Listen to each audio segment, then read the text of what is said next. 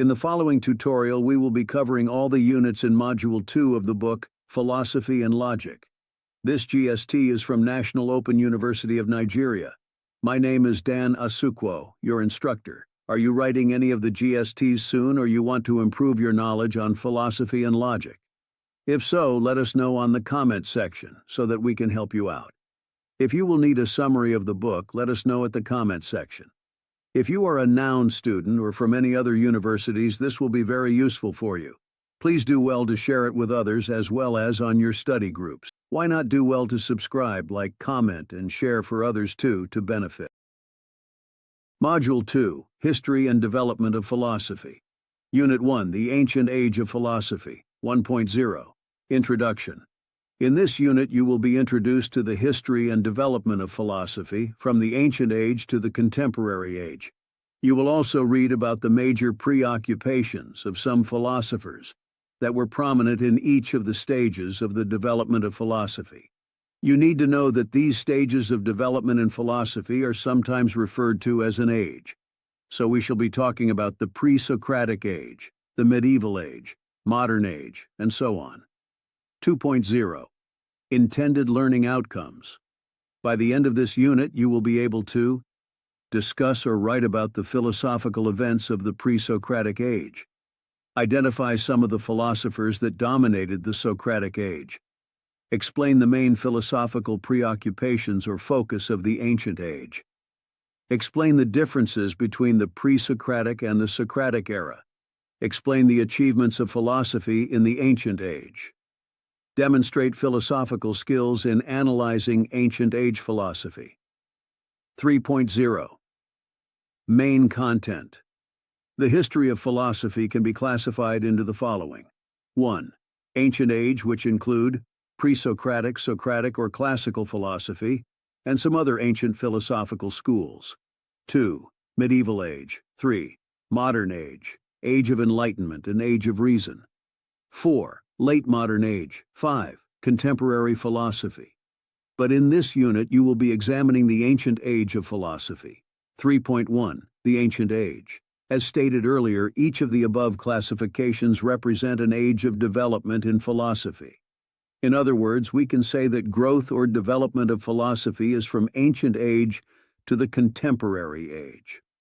Growing through these ages, philosophy has gone through various stages of transformations of moving from the Dark Age to the Age of Enlightenment and the contemporary time. 3. 1.1. Pre-Socratic. As you are aware, philosophy grew out of wonder and curiosity. What is known as Western philosophy, by which we usually mean everything apart from the Eastern philosophy of China, India, Japan, etc., really began in Greece in about 6th BC. But you need to know that before this period, the Greeks have always been asking questions on issues that concerns man and his existence. They ask questions about reality, cosmos, and other fundamental matters that surrounds human existence. Answers to these questions are always sought through religion and mythology.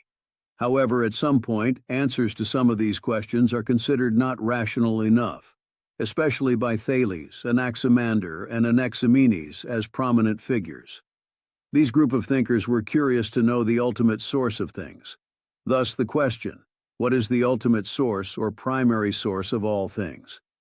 This question got different responses from the three philosophers, and they attempt a more rational response to the above question and offer a rational explanation of the universe. 3. 1.2. Thales of Miletus. He is usually considered the first proper philosopher, although he was just as concerned with natural philosophy, what we now call science, as with philosophy as we know it. Perhaps you should note that Thales and most of the other pre-Socratic philosophers, that is, those who lived before Socrates, limited themselves in their discussions to what we can call metaphysics. This is because they were preoccupied with inquiry into the nature of existence, being, and the world. They were referred to as materialists, because they believed that all things are composed of material entity only.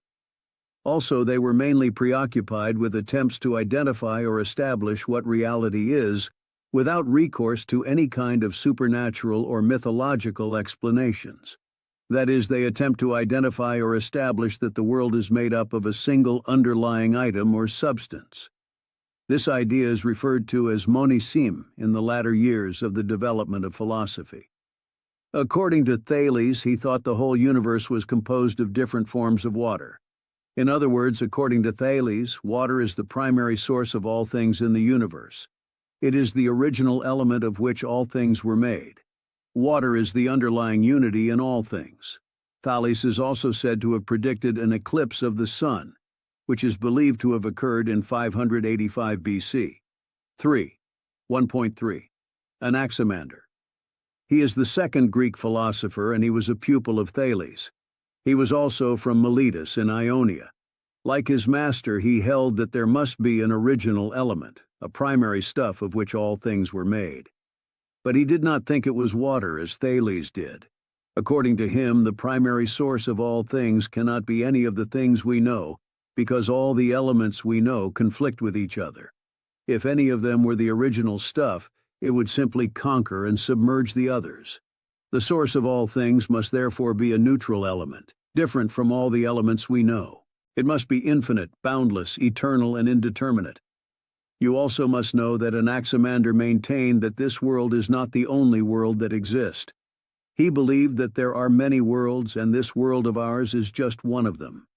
He is said to have made the first map ever in history. He is also regarded as the early evolutionist, because he maintained that all living things originated from the sea, and during time developed into various forms by means of adaptations to the environment. He believed that man also evolved from animals, but not the kinds of animals we know.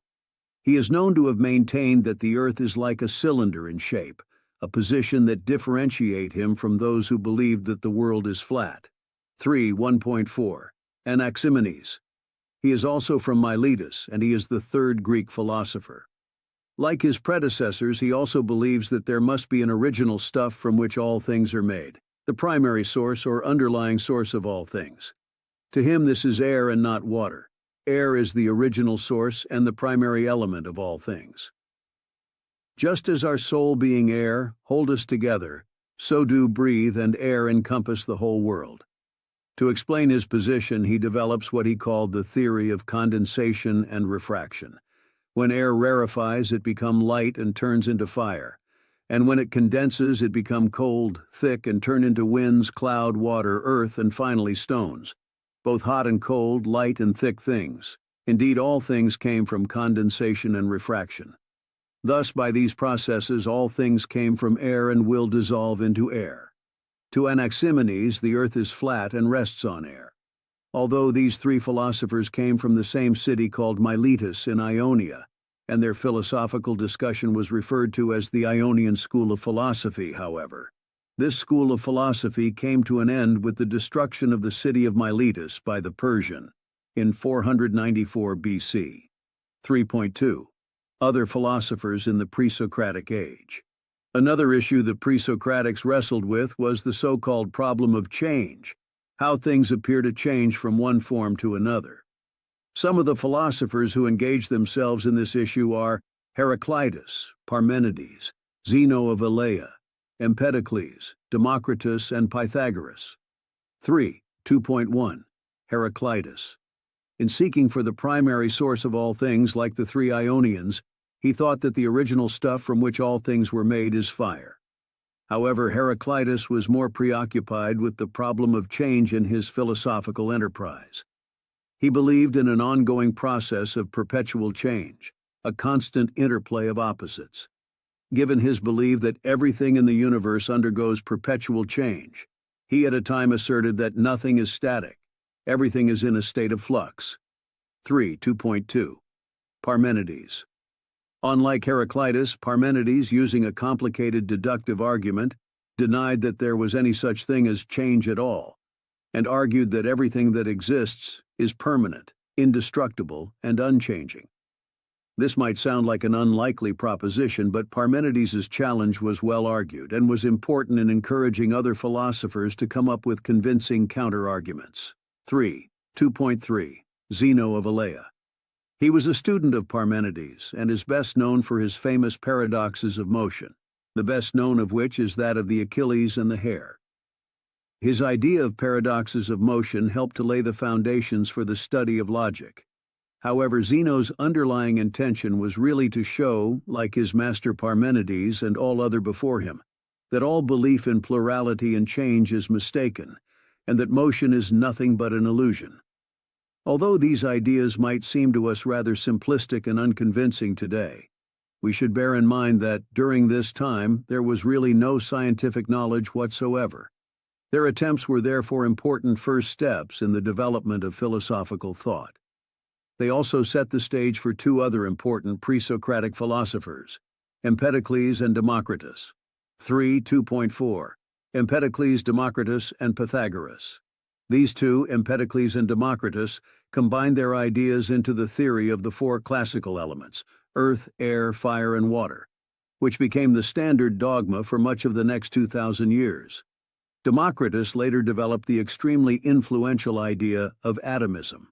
This theory simply states that all of reality is composed of tiny, indivisible, and indestructible building blocks known as atoms, which form different combinations and shapes within the surrounding void.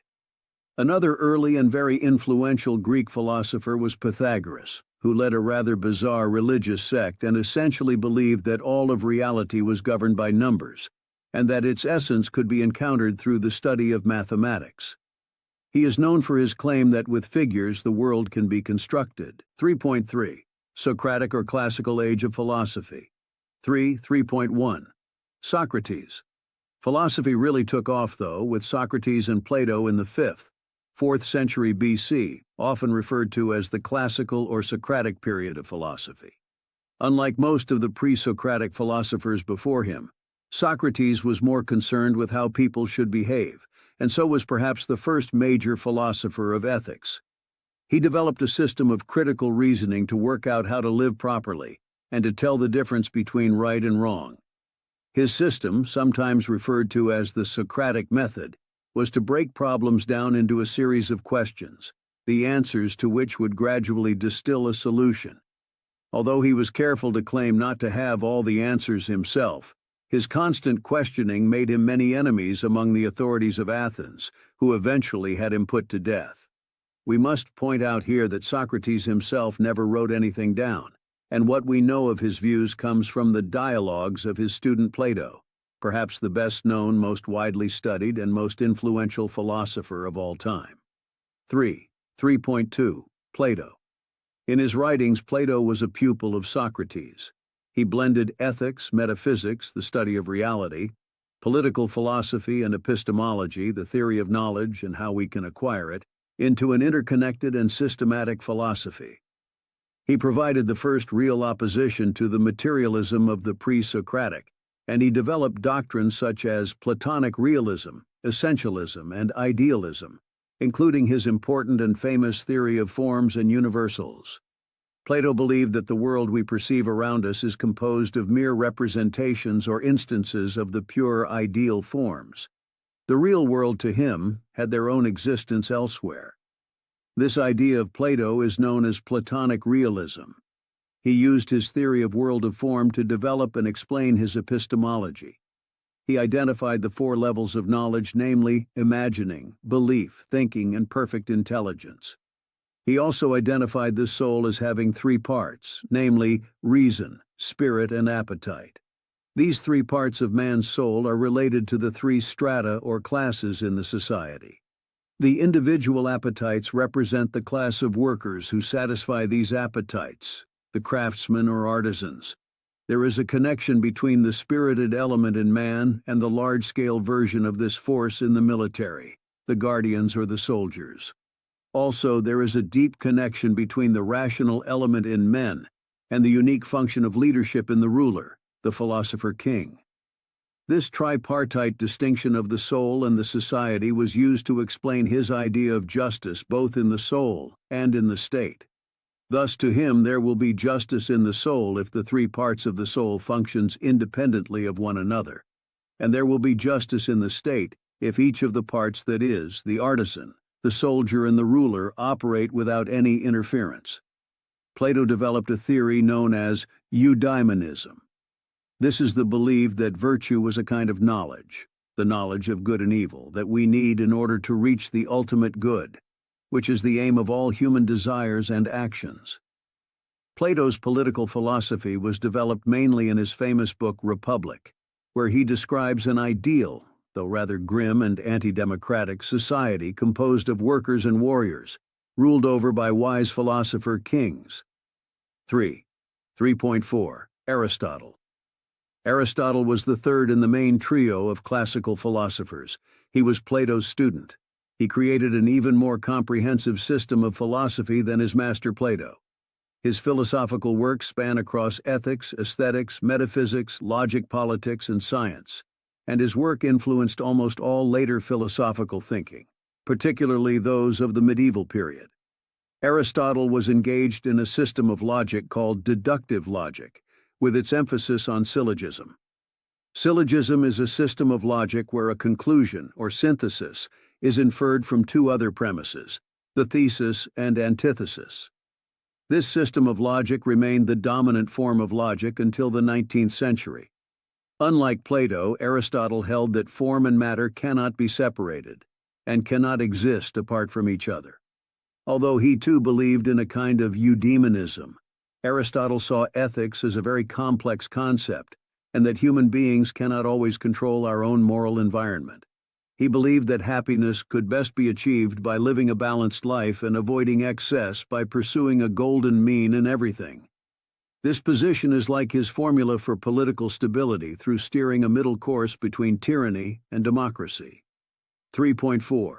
Philosophical movements of the Socratic Age. It should be noted here that in the philosophical history of ancient Greece, there were several other schools or movements that also held sway, in addition to Platonism and Aristotelianism. These movements or schools are sophism. This group held a relativistic view on knowledge. In other words, they believed that there is no absolute truth, and two points of view can be acceptable at the same time. Generally, they hold skeptical views on truth and morality, although over time, sophism came to denote a class of intellectuals who taught courses in rhetoric and excellence or virtue for money. Prominent members of this movement are Protagoras and Gorgias. Cynicism.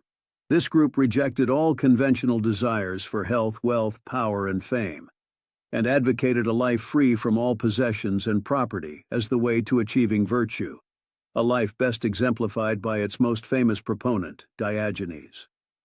Skepticism. This is also known as Pyrrhonism after the movement's founder Pyrrho, which held that because we can never know the true in any substance of things, only how they appear to us, and therefore we can never know which opinions are right or wrong, we should suspend judgment on everything as the only way of achieving inner peace. Epicureanism. This group was named after its founder Epicurus, whose main goal was to attain happiness and tranquility through leading a simple, moderate life, the cultivation of friendships and the limiting of desires, quite contrary to the common perception of the word Epicurean.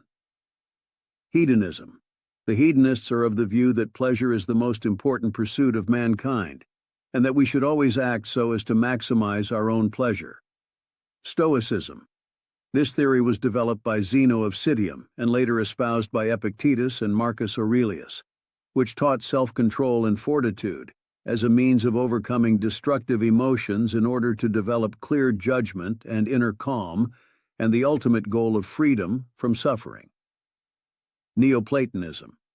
This developed out of Plato's work, largely by Plotinus. It was largely a religious philosophy which became a strong influence on early Christianity, especially on St. Augustine, and taught the existence of an ineffable and transcendent one, from which the rest of the universe emanates as a sequence of lesser beings. 4.0. Conclusion. From the above, it is obvious that what started ordinarily as mere idea in the pre-Socratic era has at the time of Aristotle become a discipline of inquiry that borders on human being, his existence, and the nature of the cosmos, with various ideas developed by individual philosophers and movements. Why not do well to subscribe, like, comment, and share for others too to benefit? Unit 2. Medieval and Renaissance Age of Philosophy, 1.0. Introduction. This unit is a further discussion of the development of the history of philosophy. In this unit, we shall discuss the age of philosophy that follows immediately after the Ancient Age. This age is called the Medieval or the Middle Age. We shall also discuss another age of philosophy that almost submerge into the medieval period, that is the Renaissance. This is because sometimes drawing distinction between the era and the medieval is difficult. Moreover, it was the era that is seen to have restored the philosophical enterprise from the dogmatism of the Middle Age. 2.0. Intended learning outcomes. By the end of this unit, you will be able to discuss the nature of philosophy in the medieval period. Identify the various groups of philosophy that existed in the medieval period. Explain the philosophical doctrines of the Islamic philosophers. Explain the roles of the Christian philosophers of the age. Justify the role of the Renaissance group in liberating philosophy in the Middle Age. 3.0. Main content: Medieval Middle Age. This period was around 11th century, when there was a renewed flowering of thought, both in Christian Europe and in Muslim and Jewish Middle East. Most of the philosophers of this time were mainly concerned with proving the existence of God, and with reconciling Christianity-Islam with the classical philosophy of Greece, particularly Aristotelianism. 3.1. Islamic philosophers. 1.1. Avicenna, 11th century Persian. He is one of the great Islamic philosophers of the medieval period. Avicenna tried to reconcile the rational philosophy of Aristotelianism and Neoplatonism with Islamic theology. He also introduced the concept of the tabula rasa, the idea that humans are born with no innate or built-in mental content. His idea of tabula rasa later influenced British empiricists like John Locke. 1.2. Averroes, 12th century Spanish Arabic. He is another Islamic philosopher whose translations and commentaries on Aristotle had a profound impact on the scholastic movement in Europe, and he claimed that Avicenna's interpretations were a distortion of genuine Aristotelianism. It is important to state here also that the Jewish philosopher Maimonides also attempted the same reconciliation of Aristotle with the Hebrew scriptures around the same time. 3.2. Christian philosophers.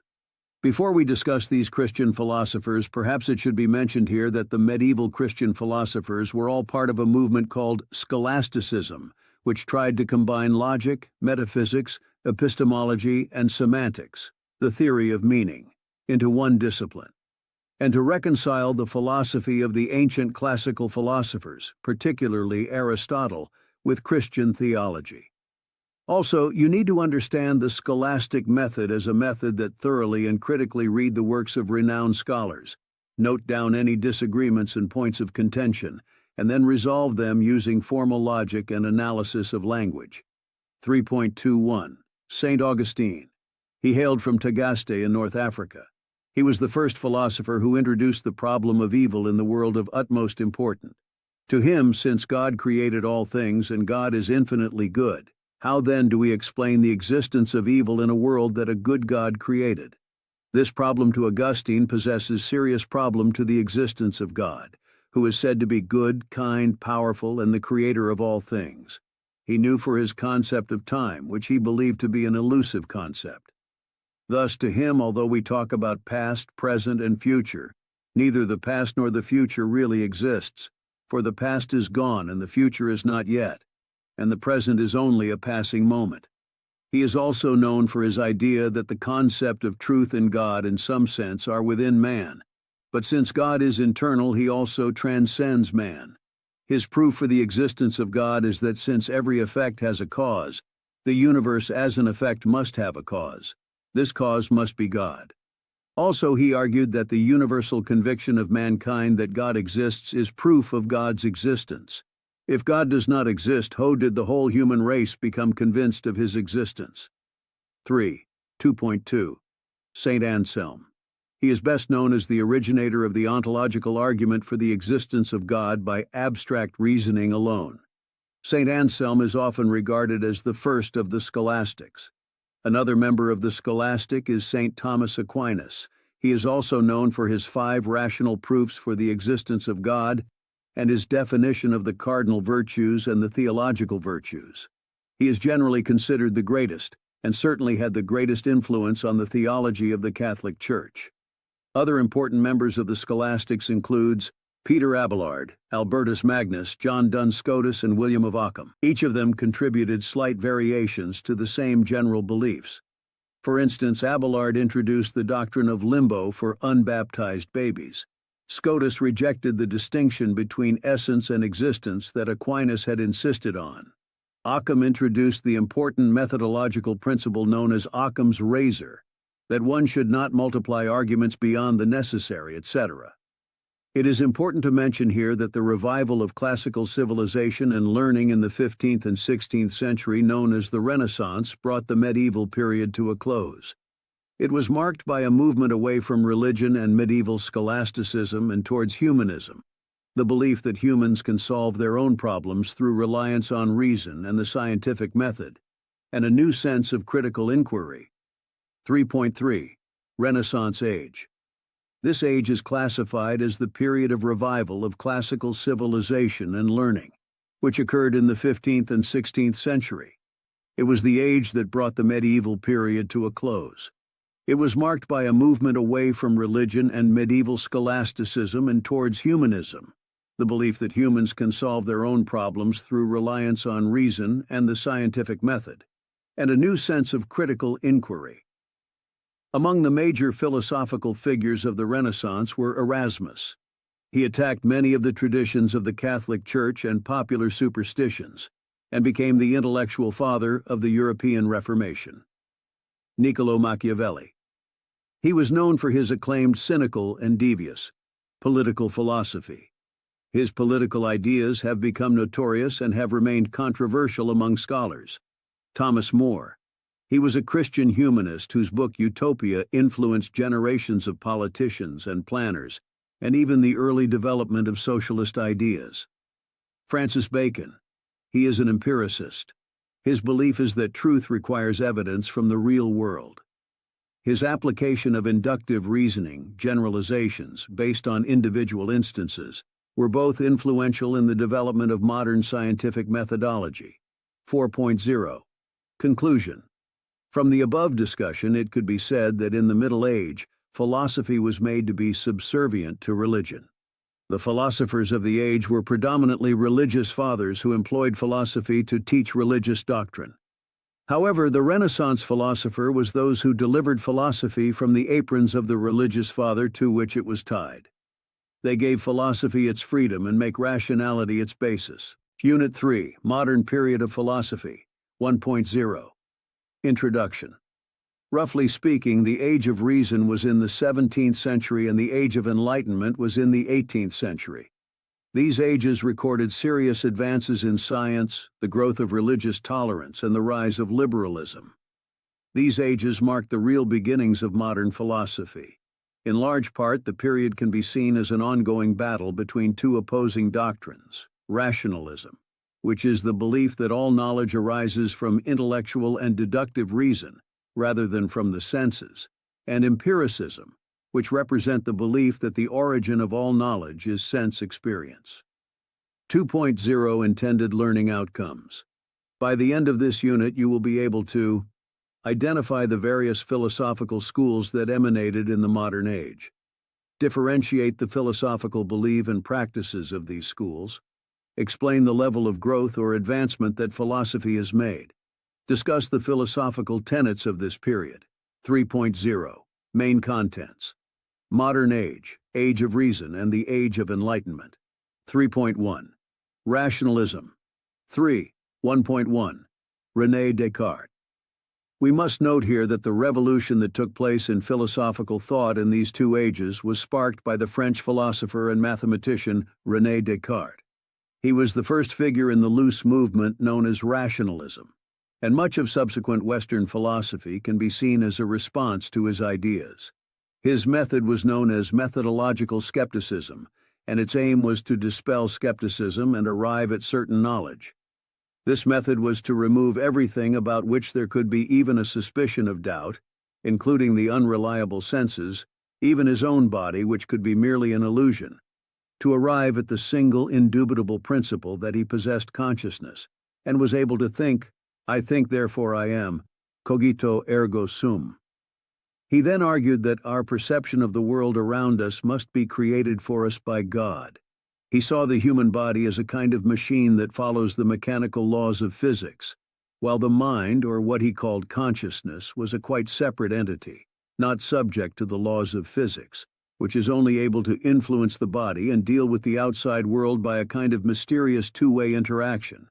This idea, known as dualism, or more specifically Cartesian dualism, set the agenda for later philosophical discussion of the mind-body problem. Despite Descartes' innovation and boldness, he was a product of his times and never abandoned the traditional idea of a God, which he saw as the one true substance from which everything else was made. 3. 1.2. Baruch Spinoza.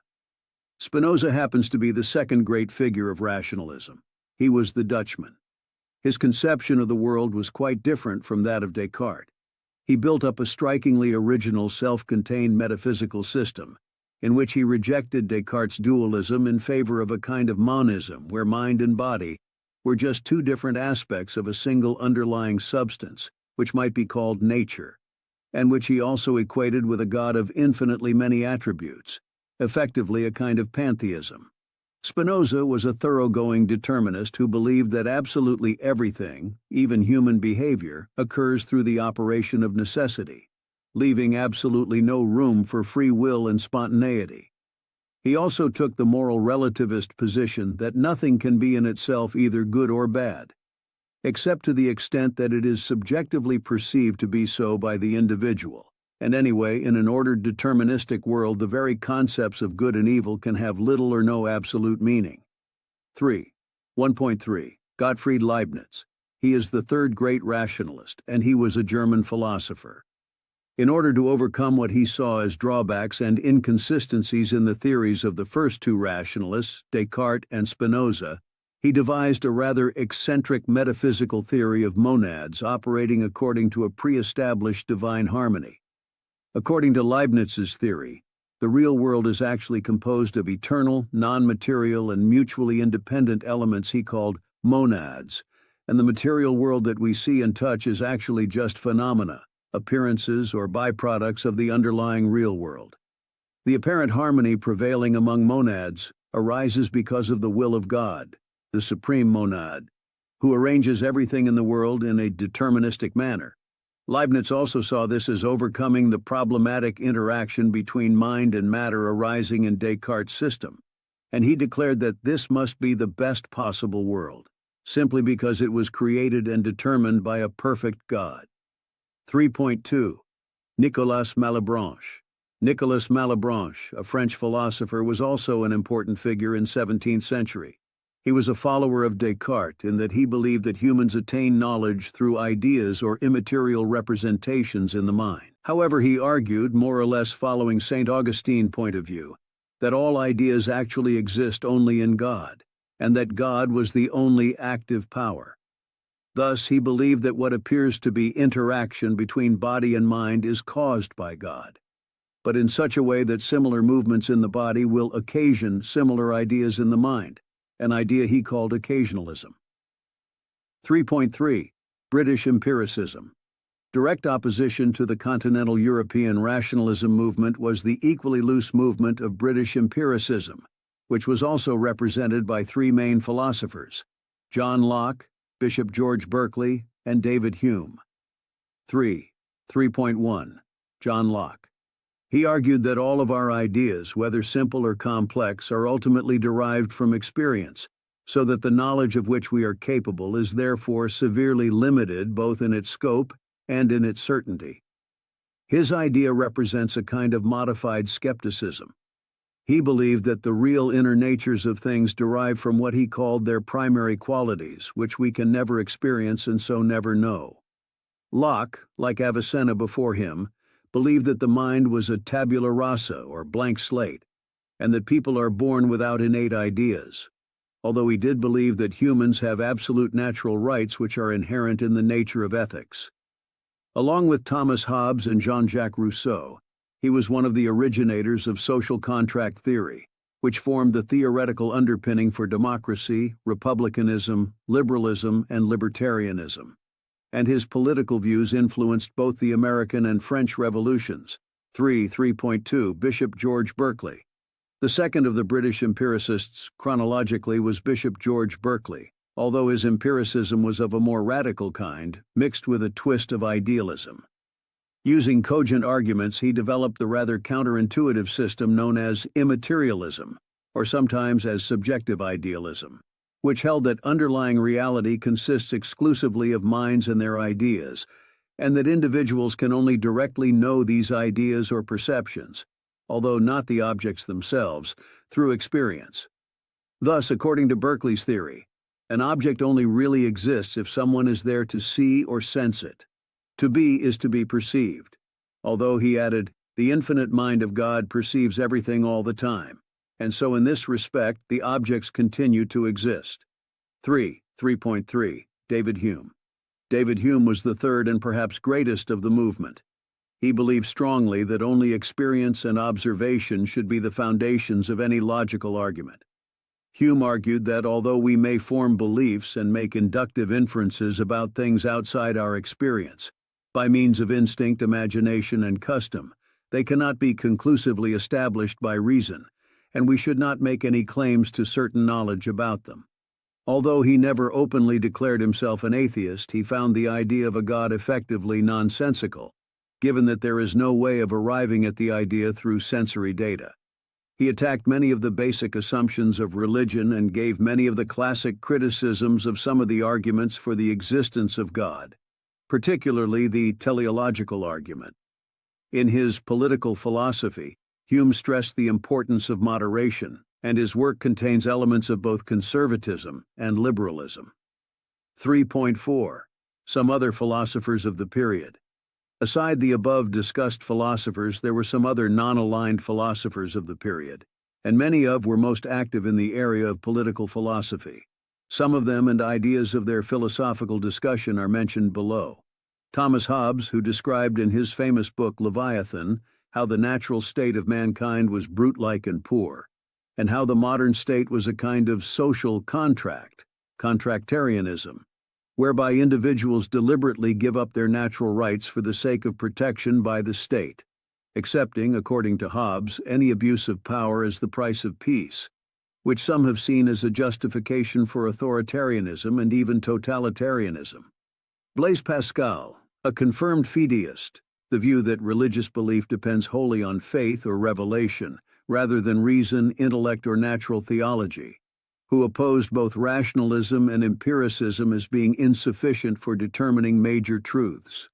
Voltaire, an indefatigable fighter for social reform throughout his life, but wholly cynical of most philosophies of the day, from Leibniz's optimism to Pascal's pessimism, and from Catholic dogma to French political institutions. Jean-Jacques Rousseau, whose discussion of inequality and whose theory of the popular will and society as a social contract entered into for the mutual benefit of all, strongly influenced the French Revolution and the subsequent development of liberal, conservative, and even socialist theory. Edmund Burke, who is considered as one of the founding fathers of modern conservatism and liberalism, although he also produced perhaps the first serious defense of anarchism. 3.5 Immanuel Kant. He was a German philosopher who appeared towards the end of the Age of Enlightenment. Kant made another paradigm shift as important as that which was made by Descartes some years earlier, and in many ways this marks the shift to modern philosophy. He sought to move philosophy beyond the debate between rationalism and empiricism, and he attempted to combine those two apparently contradictory doctrines into one overarching system. A whole movement called Kantianism developed in the wake of his work, and most of the subsequent history of philosophy can be seen as responses in one way or another to his ideas. According to Kant, empiricism and rationalism could be combined. He also believed that statements were possible that were both synthetic, a posteriori knowledge from experience alone as we have in empiricism, but also a priori, from reason alone as we have in rationalism. Thus, without the senses we could not become aware of any object, but without understanding and reason we could not form any conception or idea of it. However, our senses can only tell us about the appearance of a thing, phenomenon, and not the thing in itself, noumenon, which Kant believed was essentially unknowable, although we have certain innate predispositions as to what exists, which is known as transcendental idealism. Kant made a great contribution to ethics with his theory of the categorical imperative. The theory simply states that we should act only in such a way that we would want our actions to become a universal law, applicable to everyone in a similar situation. This theory is also interpreted as moral universalism, and that we should treat other individuals as ends in themselves, not as mere means, which means moral absolutism, even if that means sacrificing the greater good. To Kant, any attempts to prove God's existence are just a waste of time, because our concepts only work properly in the empirical world, which God is above and beyond. Although he also argued that it was not irrational to believe in something that clearly cannot be proven either way. 3.5. Late Modern Period. Let it be stated here also that the modern period produced German idealist philosophers and Romanticism movements. Thus, philosophers like Arthur Schopenhauer, whose philosophy was considered very singular and a product of the age. He was a thoroughgoing pessimist who believed that the will to life, the drive to survive and to reproduce, was the underlying driving force of the world, and that the pursuit of happiness, love, and intellectual satisfaction was very much secondary and essentially futile.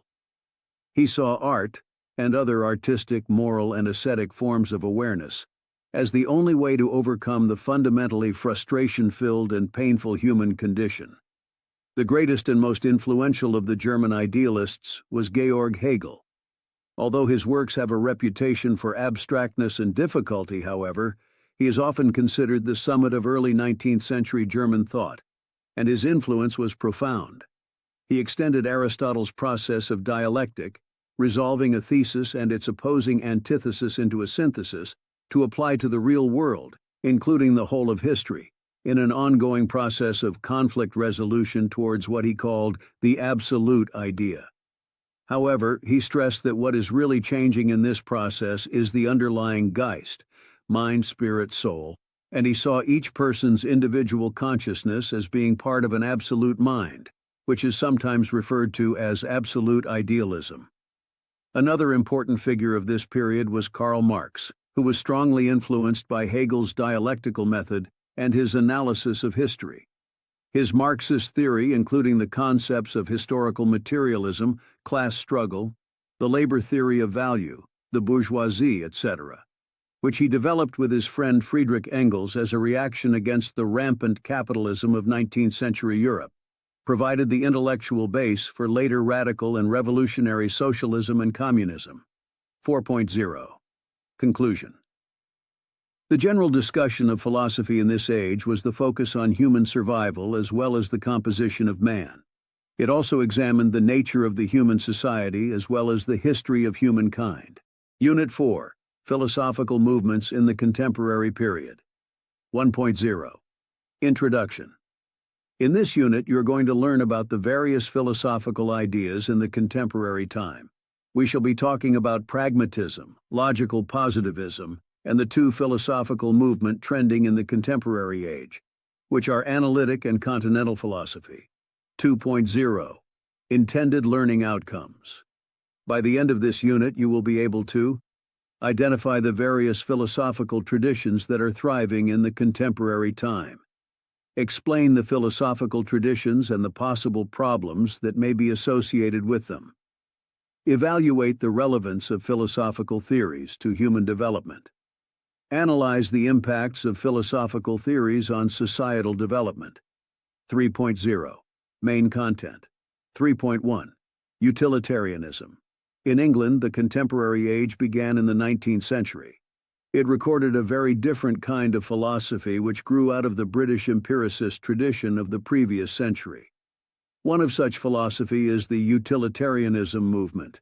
It was founded by the social reformer Jeremy Bentham and was popularized by his even more radical protege John Stuart Mill. The idea of utilitarianism is a type of consequentialism. It is kind of approach to ethics that stresses an action's outcome or the consequence of an action. It holds that the right action is that which would cause the greatest happiness of the greatest number. This theory was refined by Mill to stress the quality, not just the quantity of happiness and intellectual and moral pleasures over more physical forms. He counseled that coercion in society is only justifiable either to defend ourselves or to defend others from harm, the harm principle. 3.2. Pragmatism. As we have development and changes in philosophical tradition in England, so also was the development of philosophical tradition in America in the 19th century.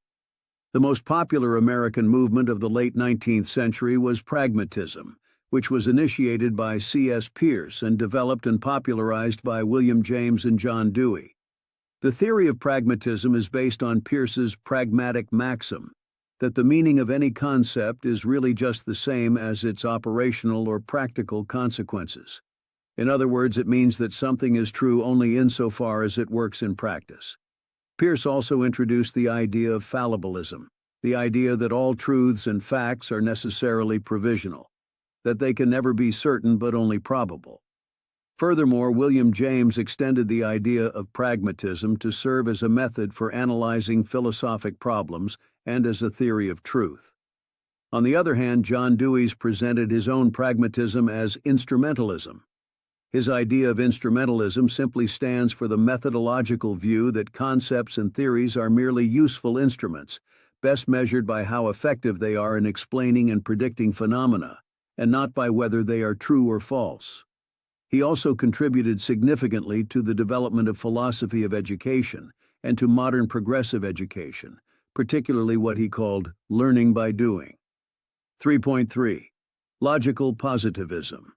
European philosophy was not limited to the German idealists in the contemporary period. There was the French sociologist and philosopher Auguste Comte, who founded the influential positivism movement around the belief that the only authentic knowledge was scientific knowledge, based on actual sense experience and strict application of the scientific method. Comte saw this as the final phase in the evolution of humanity, and even constructed a non-theistic, pseudo-mystical, positive religion around the idea. The logical positivism, which developed from Auguste Comte's positivism, campaigned for a systematic reduction of all human knowledge down to logical and scientific foundations, and claimed that a statement can be meaningful only if it is either purely formal, especially mathematics and logic, or if it is capable of empirical verification. The school grew from the discussions of the so-called Vienna Circle in the early 20th century. The members of this group include the following philosophers, among others: Maurits Schlick, Otto Neurath, Hans Hahn, Rudolf Carnap, and Ludwig Wittgenstein, whose work Tractatus, published in 1921, was a text of great importance for the group. Tractatus was the picture theory of meaning, which asserted that thoughts, as expressed in language, picture the facts of the world, and that the structure of language is also determined by the structure of reality. In the 1930s, A.J. Ayer was largely responsible for the spread of this philosophical movement to Britain, even as its influence was already waning in Europe. The philosophy of Søren Kierkegaard was also highly influential in the contemporary period. Having trained in Hegel's philosophy and not impressed by it, his philosophy could be a direct reaction against Hegel. He was an extremely religious man, despite his attacks on the Danish state church. But his analysis of the way in which human freedom tends to lead to angst, dread, the call of the infinite, and eventually to despair, was highly influential on later existentialists like Heidegger and Jean-Paul Sartre. 3.4. Analytic philosophy and continental philosophy. 20th century philosophy was dominated to a great extent by the rivalry between these two philosophical traditions. Analytic philosophy, which simply expressed the mindset that philosophy should apply logical techniques and be consistent with modern science, and continental philosophy, which in very general terms rejects scientism and tend towards historicism. 4.1. Analytic philosophy. An important idea that influenced the analytic philosophy tradition was the logicism, which was developed during the late 19th century by Gottlob Frege. Logicism attempts to show that some or even all of mathematics can be reduced to logic. Frege's work revolutionized modern mathematical logic. This idea was championed by Bertrand Russell and Alfred North Whitehead in the early 20th century. They both wrote a book titled Principia Mathematica, a groundbreaking and monumental book that was a particularly important milestone. Both Russell and Whitehead went on to develop other philosophies. Russell's work was mainly in philosophy of language and the theory of logical atomism. Whitehead developed a metaphysical approach known as process philosophy, which posited ever-changing subjective forms to complement Plato's eternal forms. Some other important philosophers in the analytic philosophy includes W.V.O. Quine, Gilbert Ryle, and in the early 20th century we have G.E. Moore, a contemporary of Russell at Cambridge University. Moore's 1903 Principia Ethica has become one of the standard texts of modern ethics and metaethics.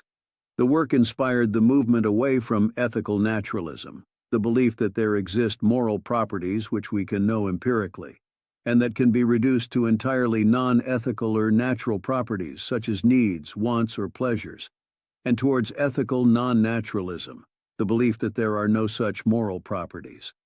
He pointed out that the term good, for instance, is in fact indefinable, because it lacks natural properties in the way that the terms blue, smooth, etc. have them. 3.4. 2. Continental Philosophy 3.4.2.1. Phenomenology. On the continental philosophy side, an important figure in the early 20th century was the German Edmund Husserl. He was the founder of phenomenology, a great and very influential movement of the century. Husserl developed the idea, parts of which date back to Descartes and even Plato, that what we call reality really consists of objects and events, phenomena, as they are perceived or understood in the human consciousness, and not of anything independent of human consciousness, which may or may not exist. Thus, we can effectively ignore sensory data and deal only with the intentional content that is the mind's built-in mental description of external reality, which allows us to perceive aspects of the real world outside. 3.4.2.2. Existentialism. Martin Heidegger, a formal pupil of Husserl, attempted a decline of his master's philosophy, phenomenology, and his own philosophy. In his work titled Being and Time of 1927, Heidegger explained how Husserl's view of man as a subject confronted by and reacting to objects broke down in certain circumstances, and how the existence of objects only has any real significance and meaning within a whole social context, what Heidegger called being in the world. Heidegger argued that existence was inextricably linked with time, and that being is just an ongoing process of becoming. This line of thinking led him to speculate that we can only avoid what he called inauthentic lives, and the anxiety which inevitably goes with such lives, by accepting how things are in the real world and responding to situations in an individualistic way. In his later work, Heidegger went so far as to assert that we have essentially come to the end of philosophy, having tried out and discarded all the possible permutations of philosophical thought. Jean-Paul Sartre, along with his French contemporaries, Albert Camus, Maurice Merleau-Ponty, and Simone de Beauvoir, was considered the main figurehead of the existentialist movement. Sartre, a confirmed atheist and a committed Marxist and communist for most of his life, adapted and extended the work of Kierkegaard, Nietzsche, Husserl, and Heidegger, and concluded that existence is prior to essence.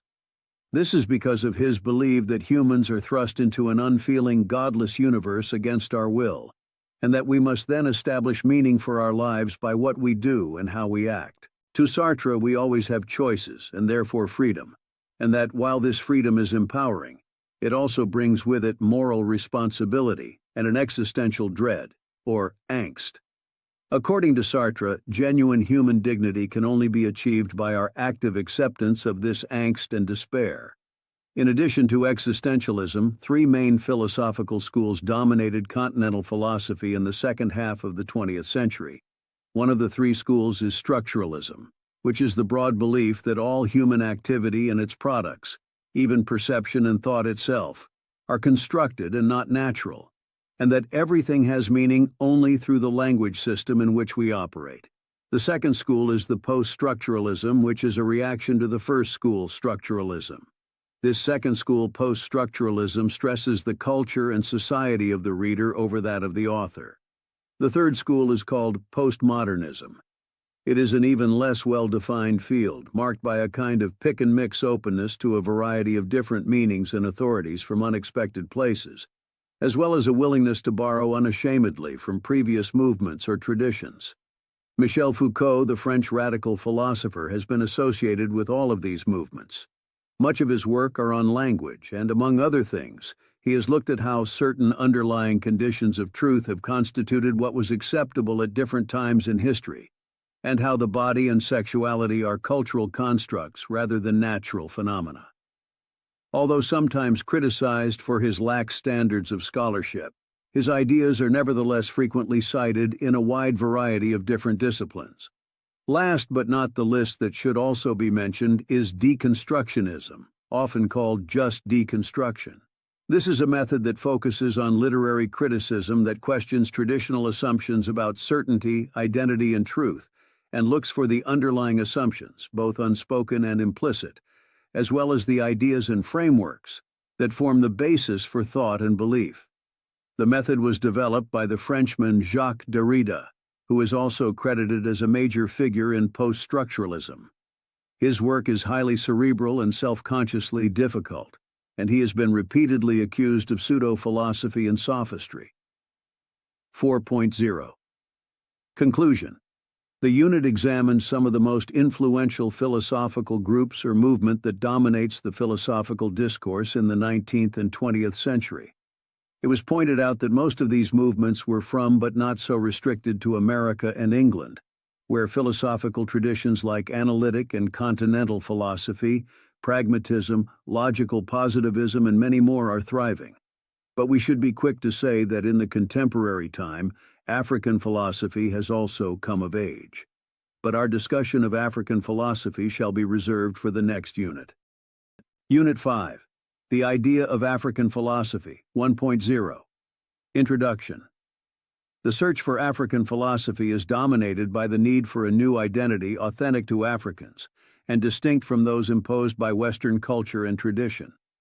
Before now, the beliefs of the Western philosophers was that two species of human beings exist. On one hand were the Westerners, who are seen and are believed to be the only set of human beings who could reason. And on the other side were the Africans, who lack ideas and whom rational thought was considered impossible. For instance, some Western scholars like Hegel believe that Africans are people against which all reason could be contrasted. Some believe even if Africans can reason, it is not as developed as what exists in the Western society.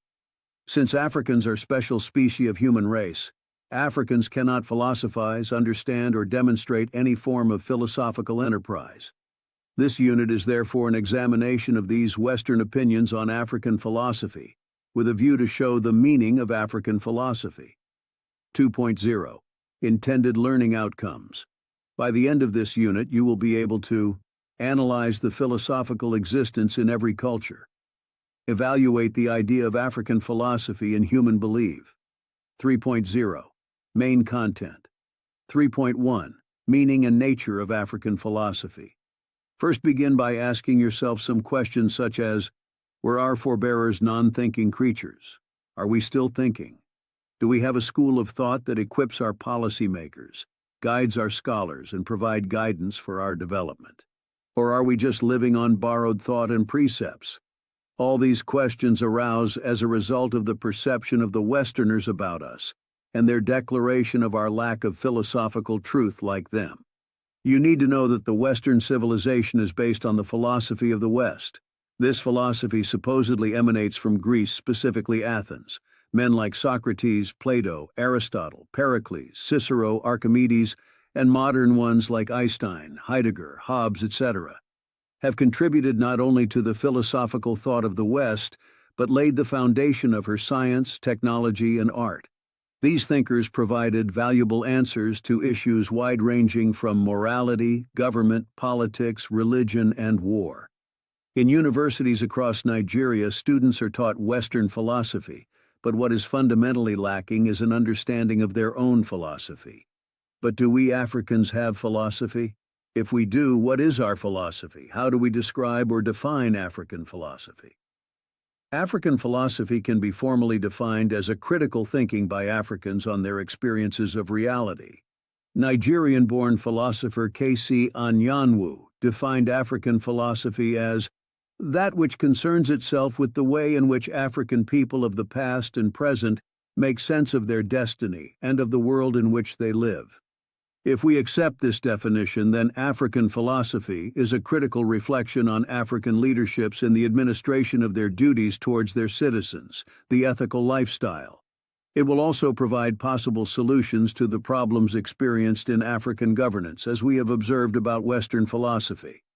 According to Joseph I Omoregba, a philosopher is one who attempts to understand the world's phenomena, the purpose of human existence, the nature of the world, and the place of human beings in that world. Omoregba believes that this form of natural philosophy is identifiable in Africa even before individual African philosophers can be distinguished in the sources. 3.2. Nature of African philosophy. African refers to sub-Sahara. African, and by simple definition, philosophy is thinking. To think, man requires a language. Thus, the postulation of early Western sojourners that once lived in various parts of the African continent to have restricted to writing as the only means by which thinking is guaranteed. Writing is not a prerequisite for thinking. Aside this position, and as noted in the history of philosophy, certain societies in the ancient time also existed, and the process of thinking was noted especially during the pre-Socratic period of the development of philosophy. As in most Western cultures, thinkers in sub-Sahara Africa constituted a special class of people that sought to preserve their works in various forms, and did so mostly through oral tradition. Morality, religion, and politics were a major concern, but perhaps due to the nature or peculiarity of their environments, while the European philosopher was primarily occupied with issues of politics and morality, his counterpart in Africa was more interested and concentrated in religion and morality. Thus, common to the tradition is the issue morality, which seems to be the core of philosophy. Morality, which can simply be described as the question of what constitutes good or bad, is an essential ingredient of any usable school of thought. Furthermore, philosophy functions on three main attributes in a society. These attributes are culture, civilization, and language. Since Africa have a language, civilization, and culture, the question we should then ask is whether there were reasons behind our culture or not.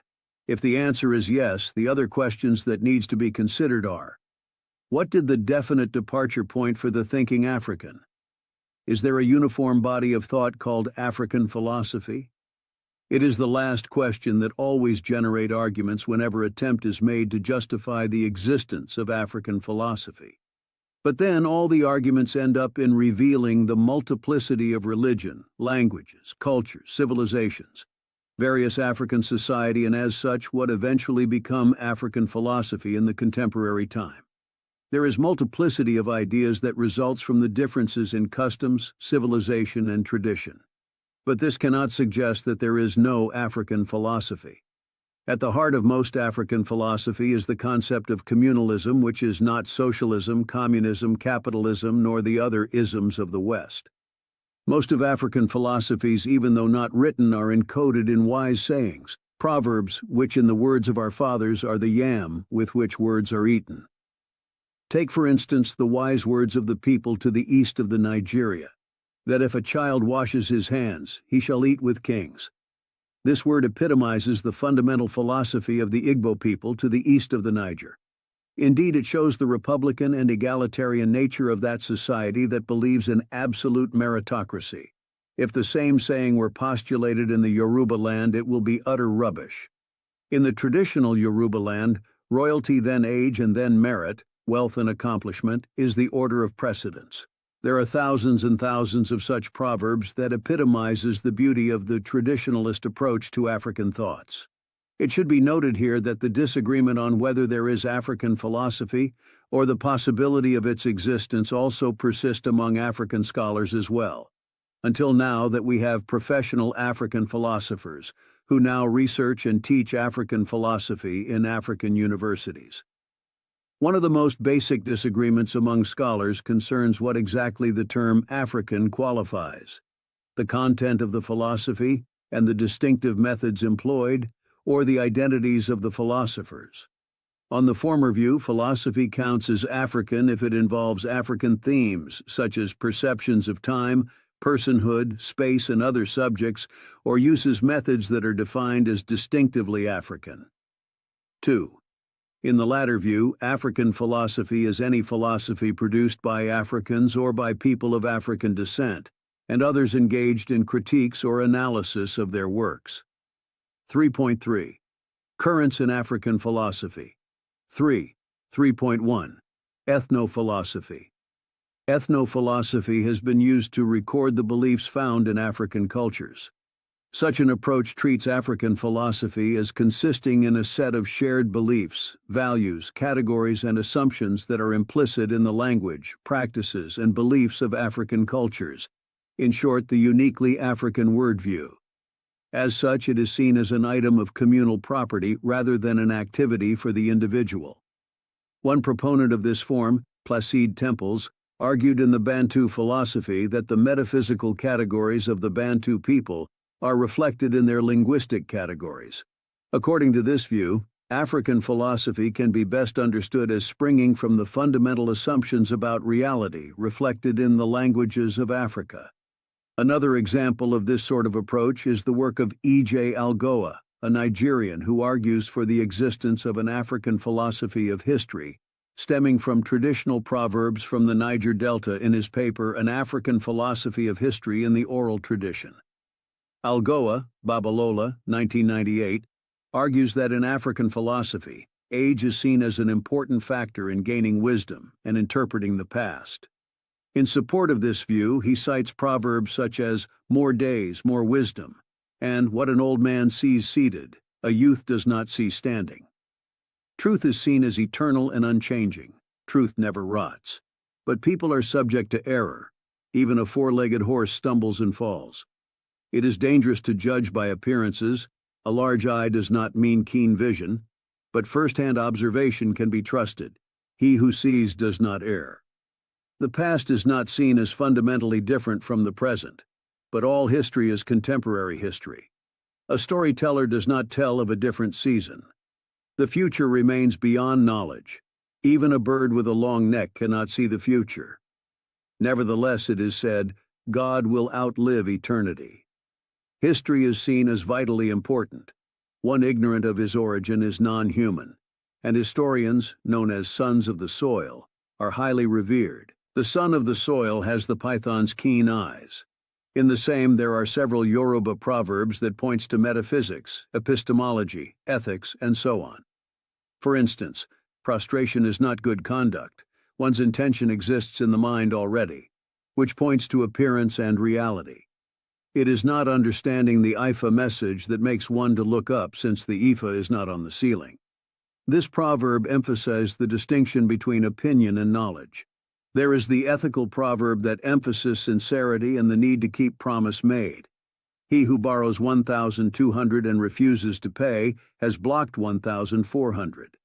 However, these arguments must be taken with a grain of cultural relativism, as there are so many cultures in Africa, with patriarchies, matriarchies, monotheists, and traditional religionists among the population, and as such, the attitudes of the two society mentioned above cannot be taken to represent the whole of Africa. Leopold Sédar Senghor also embraced this approach.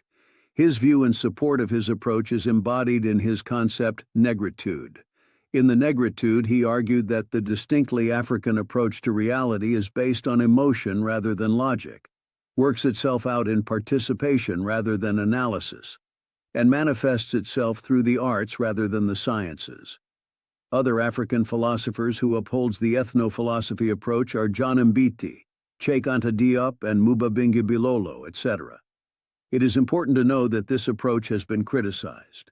The critics of this approach argue that the actual philosophical work in producing a coherent philosophical position is being done by the academic philosopher, and that the sayings of the same culture can be selected from and organized in many ways, to produce very different, often contradictory systems of thought.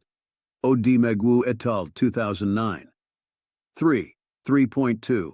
Sage philosophy, philosophical sagacity. Philosophical sagacity, also known as sage philosophy, is a sort of individualist version of ethno-philosophy, in which one records the beliefs of certain special members of a community. It has also been viewed as midway between the claims of ethno-philosophers and the professional school. According to Odera Oruka, sage philosophy is the expressed thoughts of wise men and women in any given community and is a way of thinking and explaining the world that fluctuates between popular wisdom, known communal maxims, aphorisms, and general common-sense truths, and dialectic wisdom, an expounded wisdom and a rational thought of some given individuals within a community. The position of this approach is that although most societies demand some degree of conformity of belief and behavior from their members, a certain few of those members reach a particularly high level of knowledge and understanding of their culture's worldviews. Such people are sages. In some cases, the sage goes beyond mere knowledge and understanding to reflection and questioning. These become the targets of philosophical sagacity. Odimegwu, 2009. This approach wants whatever that will go by the name African philosophy must meet certain criteria, which other philosophies like Western, Chinese, Indian, etc. already have. One of such criteria is not to consider it as a communal enterprise, but rather it should be seen as the work of an individual. This may explain why Odera Oruka contended that philosophy is never a community patrimony, which as such belong to all members of the society. Philosophy, as far as this approach is concerned, is an individual enterprise. It is the conscious effort of an individual philosopher as he contemplates the universe and its reality.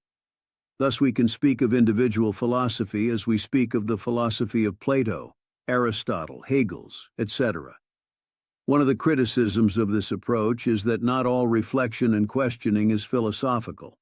Besides, if African philosophy were to be defined purely in terms of philosophic sagacity, then the thoughts of the sages could not be African philosophy, for they did not record them from other sages. Critics argued further that the problem with both ethno-philosophy and philosophical sagacity is that there is surely an important distinction between philosophy and the history of ideas, although other philosophers consider the two topics to be remarkably similar. Okolo, 1990. The argument is that no matter how interesting the beliefs of a people such as the Akan or the Yoruba may be to the philosopher, they remain beliefs, not philosophy. To call them philosophy is to use a secondary sense of that term, such as in, my philosophy is live and let live. 3.3. Professional philosophy.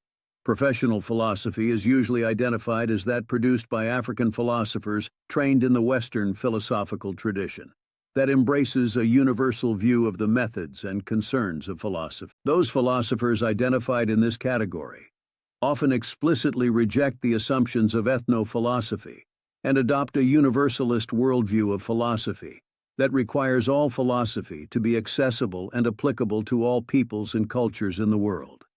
Professional philosophy insists that ethno-philosophy does not possess the ability to be critical, which is the most important characteristic of philosophy. To them, artifacts of ethno-philosophy, myths, proverbs, folklores, and indeed all the artifacts of ethno-philosophy are not criticized, that even if they entail wisdom, such wisdom is not philosophic in nature. It is emphasized by a member of the group that it is the philosophical texts, that is, writings of these professionally trained philosophers, that can only qualify as African philosophy. African philosophy equals African literature, that is, the whole of philosophical texts produced by Africans. 3.4. Nationalist and ideological philosophy. Nationalist and ideological philosophy might be considered a special case of philosophic sagacity, in which not sages but ideologues are the subjects.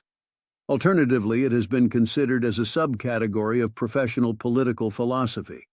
In either case, the same sort of problem arises with retaining a distinction between ideology and philosophy, and also between sets of ideas and a special way of reasoning. Examples include Nyerere's Ujamaa, Senghor's negritude, Nkrumahism, etc. 3.5. The hermeneutic philosophy. This is a philosophical current which insists that philosophy in Africa should be hermeneutic in nature. Hermeneutics is a theory and method of interpretation, especially the interpretation of philosophical texts. This current was suggested by a Nigerian philosopher, Theophilus Okere, 1983, after which other philosophers like Sene Saraqueberhan took the challenge, Makumba, 2007. This philosopher does not want to be engaged in the debate like what ensued between the ethno-philosophers and the professional philosophers. To this current, myths, folklores, proverbs, etc. are no philosophy. Philosophy is and will remain a conscious effort of a critical individual. However, the non-philosophy could form the philosophy of any race. It is from non-philosophy that philosophy arise. Ogageofor, 2001. The emergence of philosophy from non-philosophy is made possible through the process of hermeneutics, which is interpretation. Thus, philosophy arises from non-philosophy when philosophers reflect on symbols of culture like myth, folklore, and proverbs of the people, and interpret them critically. It is therefore correct to say that the culture of Africa is of some relevance in the emergence of African philosophy. 3.6. Literary/artistic philosophy. Literary and artistic philosophers recognize that there are some African literary scholars whose writings reflects philosophical issues in their essays. These scholars are seen to be critical of the African condition in their works, and they try to point out what existence entails in an ideal African situation. Scholars like Achebe, Soyinka, Okotpebtek, and others are therefore recognized as being philosophical. 3.4. The historical trend. This idea was initiated by Ogageofor, 2000. He contends that the idea of philosophy has been in existence in Africa even before the development of the Greek philosophy. The argument then is that it is the African philosophy, through the Egyptian connection, that influenced the emergence of philosophy in Greece. The implication of this argument, therefore, is that there would not have been what is called geek philosophy today if African philosophy did not exist. Greek philosophy to them is nothing but child of Egyptian philosophy, which is African. Moreover, we can identify the influence of the Egyptian philosophy on Greek philosophy in two ways. First is from the point of the military invasion of Egypt by the Greeks, during which the Egyptians were conquered. At this time, all the works of the Egyptian philosophers were appropriated to themselves. The second has to do with the view that the people who we today refer to as Greek philosophers only repeated what they learned at the feet of the great Egyptian philosophers who taught them. More so that Greek philosophers like Pythagoras, Aristotle, and some others were trained in Egypt. 4.0. Conclusion. The contention of whether there is African philosophy or not has been laid to rest, given the various African philosophers' views that have expounded in this unit. Although some positions may be contestable, however, given the level of the growth of African philosophy and its waves. In the contemporary time, the philosophy is assuming the same status with the Western philosophy.